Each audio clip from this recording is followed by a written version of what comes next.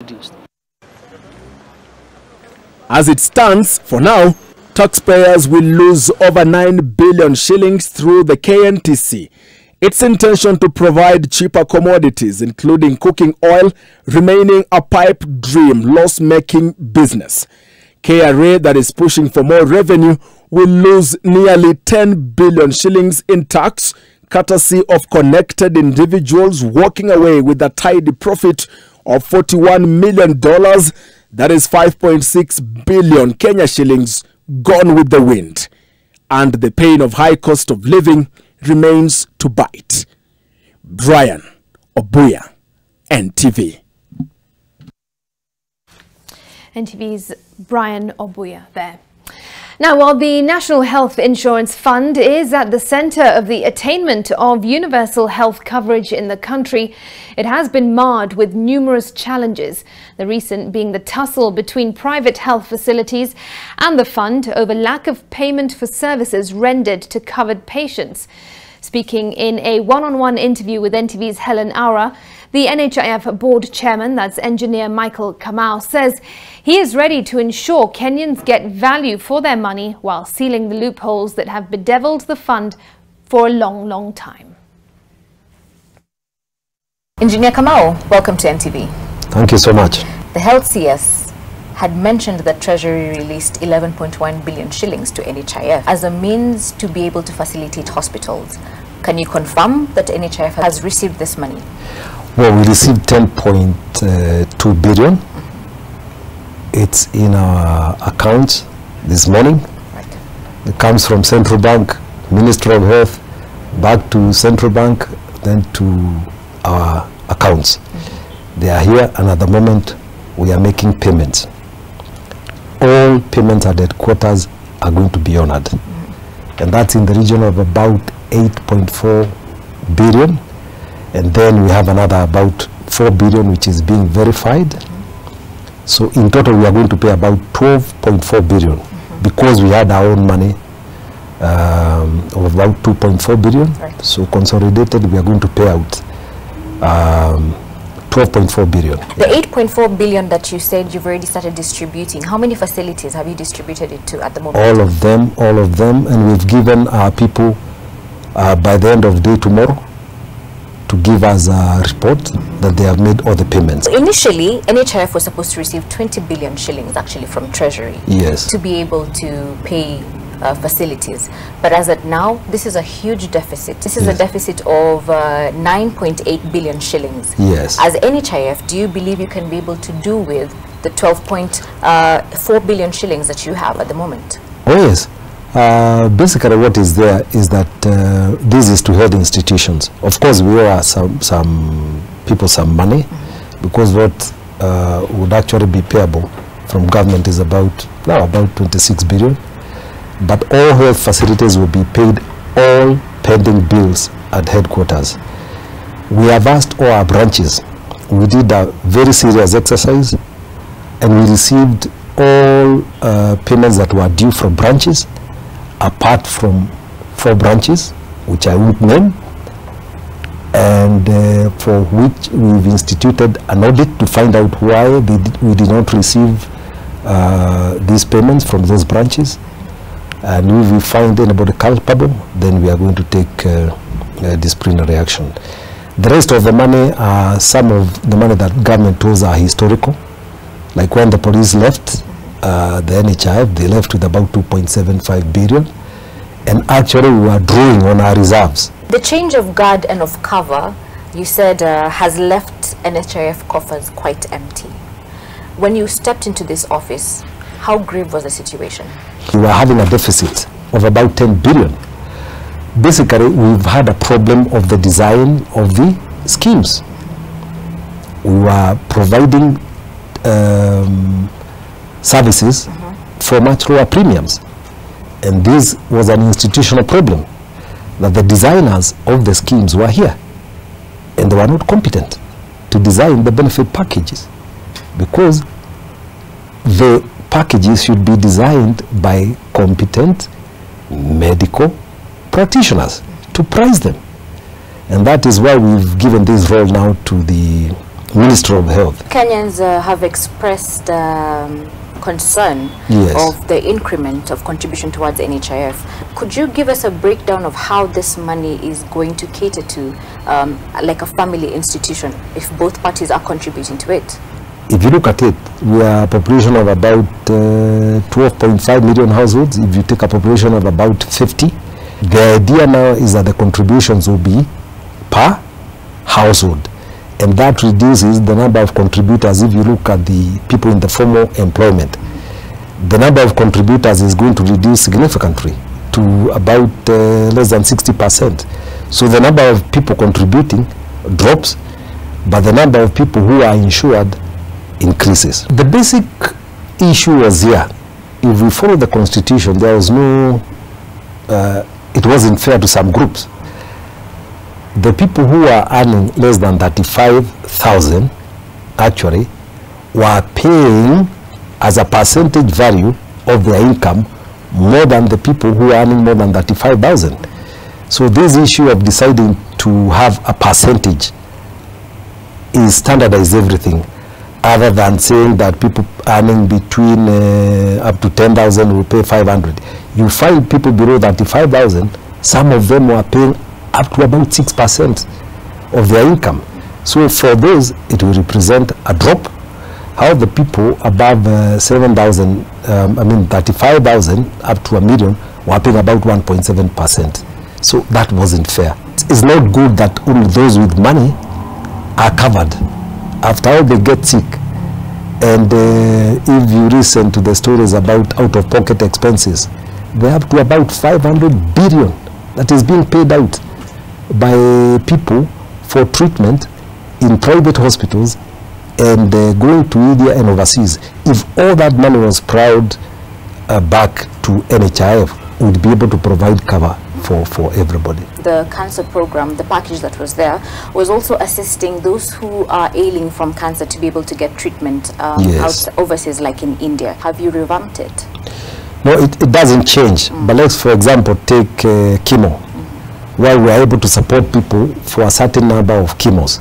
And then maybe after 3, we tell you that the package, if you require like 5, you find that the package that we offer only goes up to 4. But your doctor has prescribed 5. We are unable to pay for 5 chemos, or if you need 6.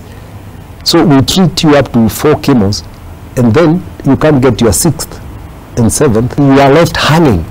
So this is where the government, and I think this will be, that we have intends to set a critical illness fund that now kicks in. We remove all these critical diseases from the cover, such that we draw from that kitty. This is not the first time hospitals have backed off taking patients from the cover.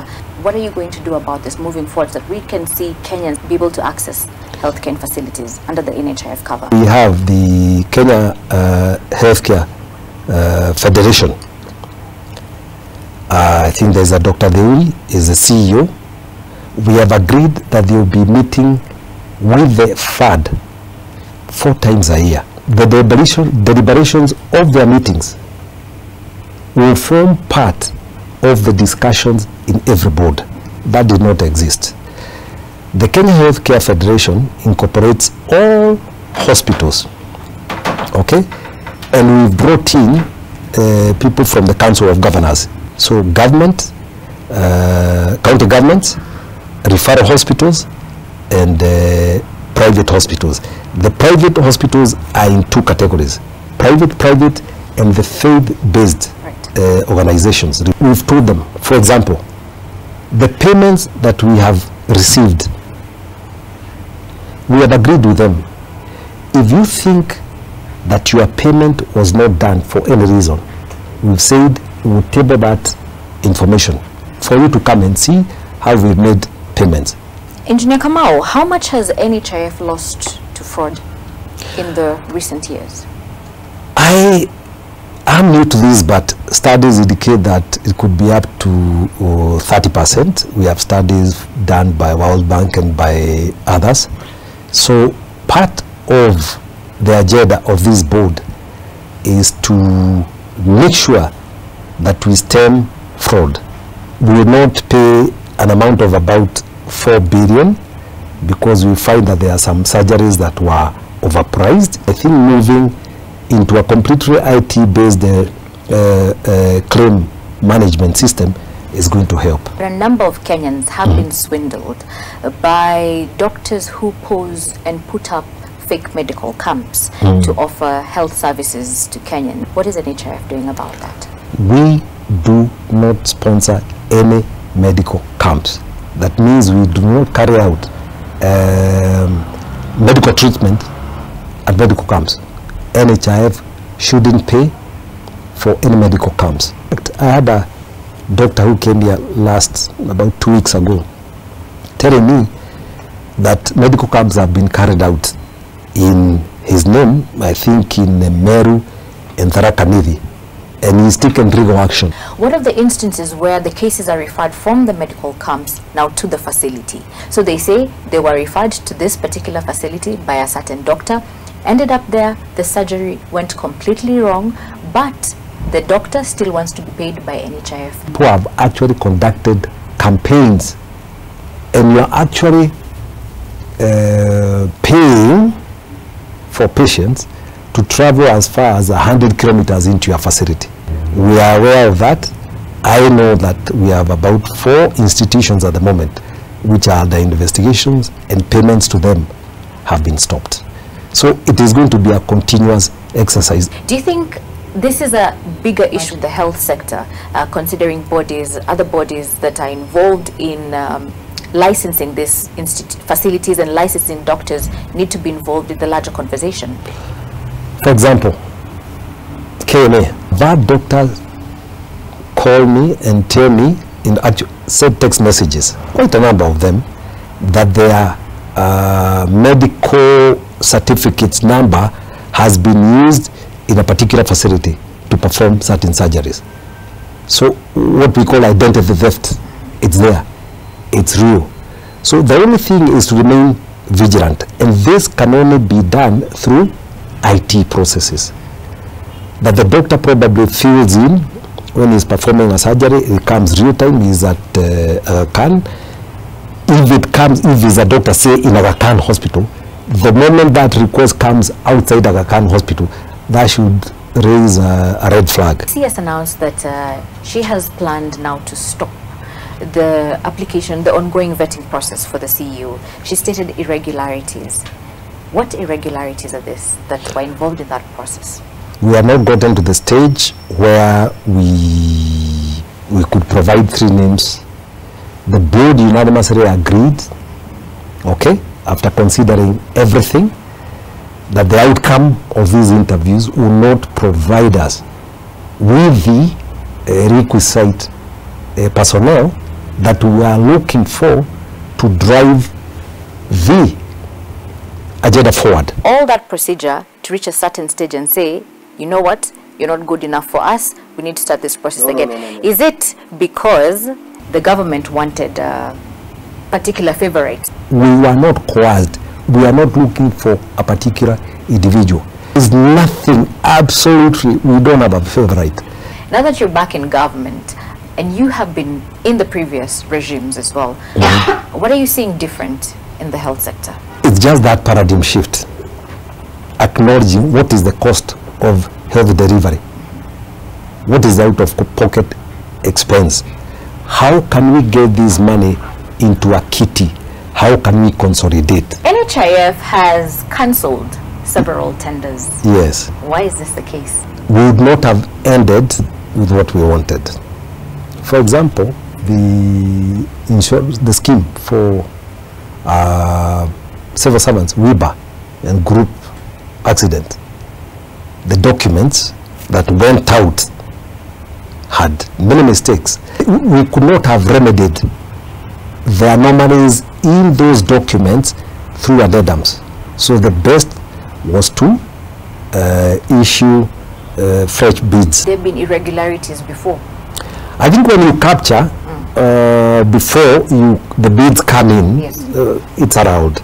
It should not happen, but that actually is an indication that there is weakness within our procurement system. In short, you're trying to say, when you came here, you found there were systems that were not in operation, or rather running how they were ought to be running.